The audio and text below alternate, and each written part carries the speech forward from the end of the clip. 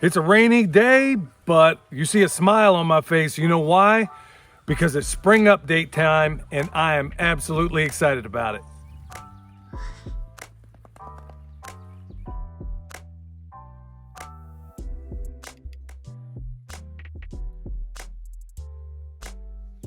A whole lot is going on since last spring. Okay, first of all, what you see behind me was and still is to some extent needing a lot of work. It's an overgrown forest. William went through this winter, cleared out a lot of it. So that's part of it. So what we've been doing is we've been running as we go through. It's ultimately going to be a silver pasture area, but it's not quite ready yet. It's in transition. And you just heard an amen from the little baby sheepy over there. Anyway, sheep have already been through. Now it's the chickens' turn. And what are they eating? Let's talk to the chickens, huh? So right over here, we got comfrey, which this time of year, we give them every single day if possible. And then down there are food scraps, essentially. There's a lot of bread that we get from bakeries. We've covered a lot of that in the past. And the latest update on these guys is that we thin them out because there's a point where they do a little bit too much disturbance, okay? More than you want. So we were at 32, which was ideal for the chicken tractor on steroids. If you're new here and you're wondering what that is, go check out the playlist we got on it. But right now, these guys are in maintenance mode. They're going behind the sheep and they're doing a wonderful job. All right, let's go check out the sheep.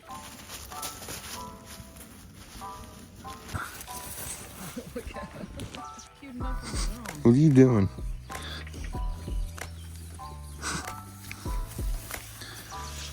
All right, y'all, so here we are in the sheepy area. We still got some areas that need recovery, okay? Like right here where you see bare ground or anything like that, that's poor management, which means it's poor management on our part. And look at this one. Yeah, she's saying tastes great, but less filling because she's about weaned. Actually, she is pretty much weaned. And along with Michelle's little bottle baby here, which look how fat he is. Look how chubby he is. Well, these guys, look, they're perfectly adapted, isn't that right, boy? Yeah, he's probably going to be our new Judas. Look at that belly. He's cute. And then the little girl, look how big she is. She is nearly the size of her mom. And she is not that old at all. So, look, these are new additions. Isn't that right, girl? And she can't stand to see him pet without her being pet at the same time. So, look. We got the girls out there grazing right now. This grass is coming around. We're overcoming, like I said, it was poor management on our part, but it's coming back. And with some of the cool new techniques that we're going to be doing through this spring, really from here on out, I think you're going to be floored at how much things improve. Isn't that right, little sheepy? Isn't that right? So now what we're going to do with these guys, they're basically working part of the pasture. And if you kind of look over here, they're going to be working part of those woods, so they're going to get a combination of a bunch of things. Where they're getting grass primarily out here, over here, they're going to be eating up. Remember, the problem is the solution if you look at it through a permaculture lens. So all these weeds that are popping up here, those pioneer species, are about to be consumed by our sheepies. And that's exactly what we're going to do. We're going to run this up there, back down, then it's off to the races. Let's watch what they do.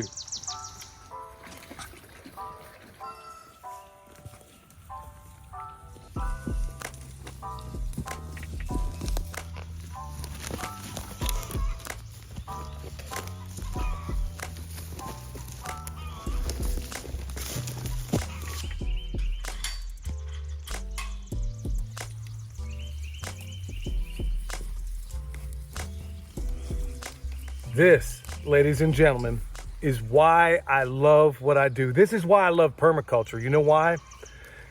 Because I don't have a weed problem, and you don't have a weed problem either. You have a lack of sheep problem. They have all the grass in the world they want over there. They can eat it if they want because they have access. We just expanded the paddock. But what are they going after? Right on cue every single time.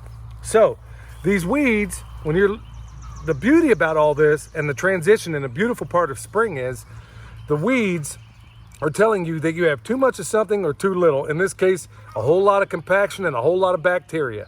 Right now, here's a little love pond. It's shaped like a little heart. Excuse me. And then flanked around it, we got an apple tree here.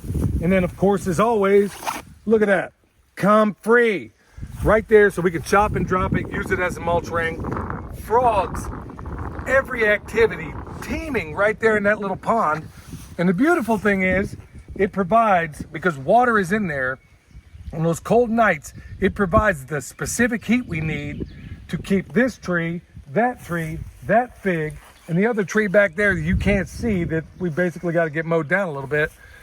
All of that stays vegetative longer because of its proximity near the pond. And then as we move on up, check this out, hugel mounds. And what do we got popping out of there? Only but Michelle's favorite thing in the world. Horseradish. Horseradish, horseradish, horseradish.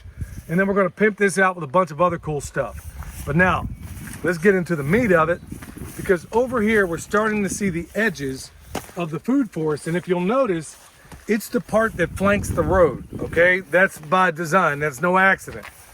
And as we're getting up here, forgive me, the closer we get to it, the bigger my smile's probably gonna get, because as we're moving through this food forest off to my right, what do we see? Everything is starting to become vegetative. And then take a look. I'm gonna tell you why I'm excited like nobody's business. Because from where I am to that corner up there, we got, what, was it 65 gallons of strawberries before we quit counting? Yeah, at least 65 gallons. At least 65. And so you got all these white things, that sea of white you see beyond there, guess what? Tons and tons and tons of strawberries. And in accordance with that permaculture ethic, earth care, people care, and abundance given to the previous two.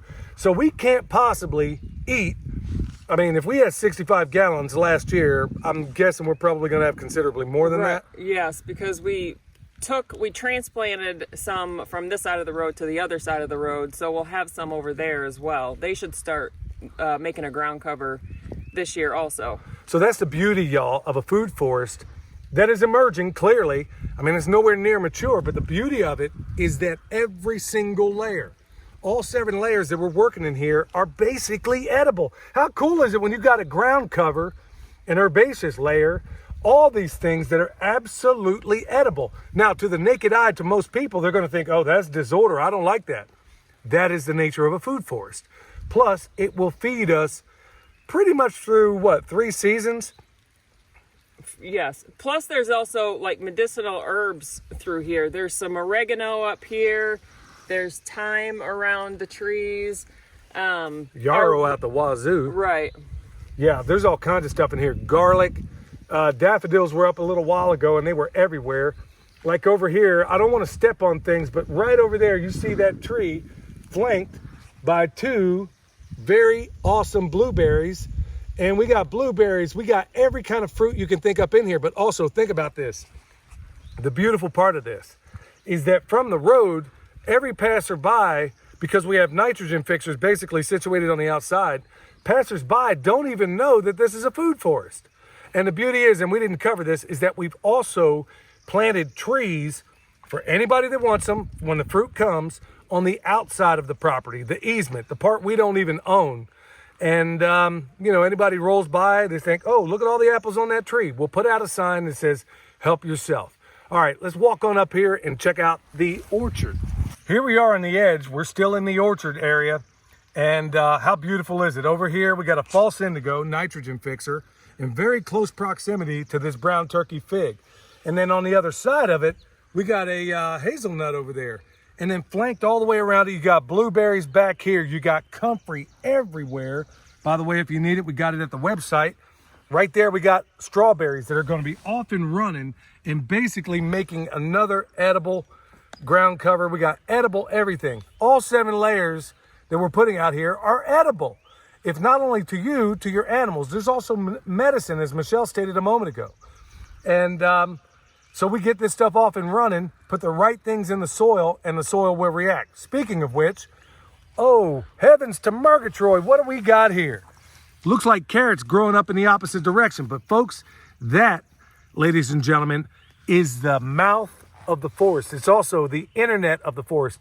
So when I see mushrooms everywhere, and there's a ton of them over there, that tells me that this system that's supposed to be highly fungal dominant is becoming more and more and more fungal dominant every single day.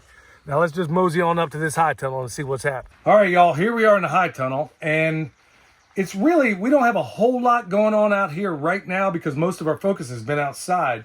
But a while back, we told you about those seeds we got from Heaven's Harvest. And everybody out there knows that some of these really big seed companies ain't exactly what they claim to be.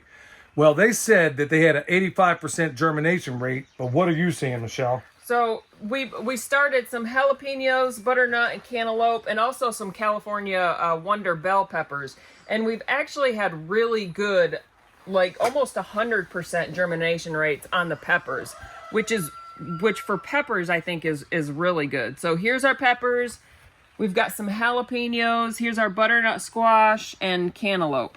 Now, you said we had some problems because it got a little hot in here and got away from you. So the cucumbers, we started the cucumbers and they were doing fine. And then we had some really high 80-degree temperatures in early April. The cucumbers got too hot, so I had to restart them. So I restarted them in the shade under the table, and then some critters got in there. So that's just, I'm sorry. And this is just all part of gardening. Like 80-degree temperatures in April are not normal. You're just going to have to figure out how to deal with it, and then critters. So now I'm going to have to, I think what I'm going to do is take some flats and restart them up at the house where hopefully they're in shade and the critters won't mess with them. But here's the beauty about all this, y'all. And I was dubious about so many different places, concerning their seeds. But we're looking at, on a lot of this stuff, about, 100% germination rate, notwithstanding some of the mistakes that we made. Right. So that's extraordinary. So they under-promise and over-deliver because they said on the packet that it was 85%.